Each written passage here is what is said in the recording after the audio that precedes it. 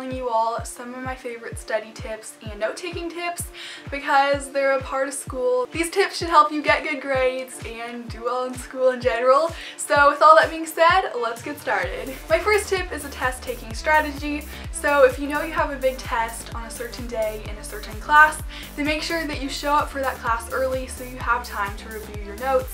Even if it's just a few minutes, it'll help the information be fresh on your mind.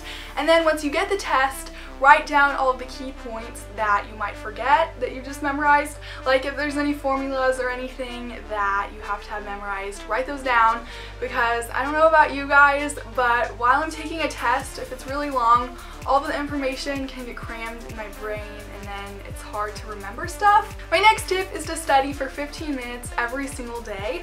So once you get home from school, or even on the car ride home from school if someone's driving, or if you ride the bus, then you can just look over your notes for the classes, and this way the information will be really set in your brain. Studies have actually shown that if you review your notes after taking them that day, then you'll have a 60% better retention. Tip number 3 is for essay revision. So once you have your essay all written out and you've gone over it, looked for errors, but you can't find any more, then take your essay, copy it, and put it into paperrater.com. In paperrater.com, you just have to put in your grade and what type of paper you're writing, and then based on that, it'll give you a grade. Also, it tells you which areas of your paper you need to work on. So, for example, if you have bad vocabulary, it'll say that. You'll have a really low score in the vocabulary column. Look up the basic words in the thesaurus and find more complex words to put in your paper instead. The next tip is for my auditory learners like myself. Basically, you want to record reading your notes onto your phone or whatever else you like to record onto. You can now take that and listen to it while you're doing whatever you want to.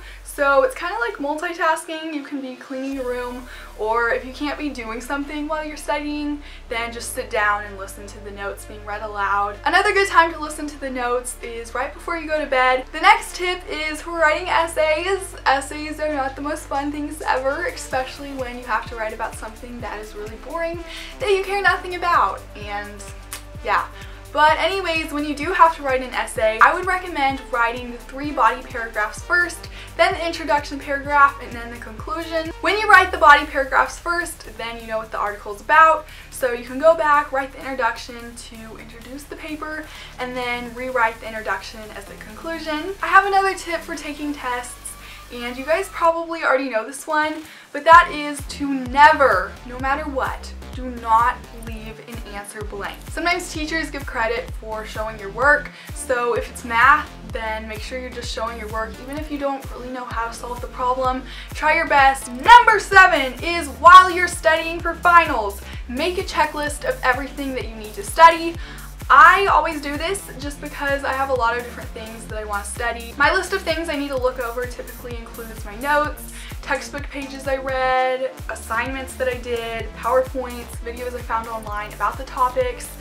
Whatever else you may have, you can write that down as well. This way you know that you're reviewing everything that you learned that year, so you'll have a lot better chances of doing well on your final exam. I have another tip that is for studying. Take your notes, look them over, and then try to quiz yourself. So if you have like a term on the side of your paper, then look at that term and try to think about what the definition of the term is, and then you can check yourself afterwards. This tip is really cool because studies have shown that it works better than rereading your notes many times, and also it's way faster. This tip is actually really good for learning foreign languages. Number 9 is about writing essays. I know that all these tips are kind of jumbled up, and I'm sorry, but yeah. When you're having to pick a topic to write about something that either makes you really happy or really mad, because that way you'll have a strong opinion about it and it'll make you want to write the essay because you feel like it has some kind of meaning behind it. The last tip is called the mapping method,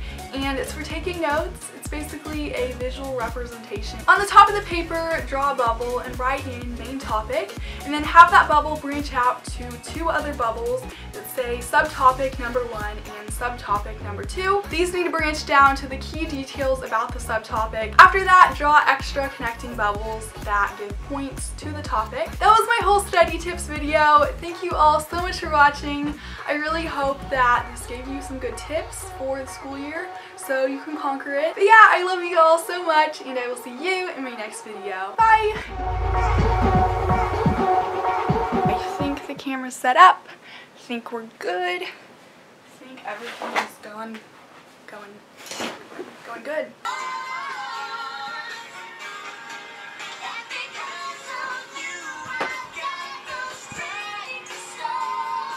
Okay. What's up, guys? So, okay. But yeah, these tips should help you conquer the year and make it your best one yet.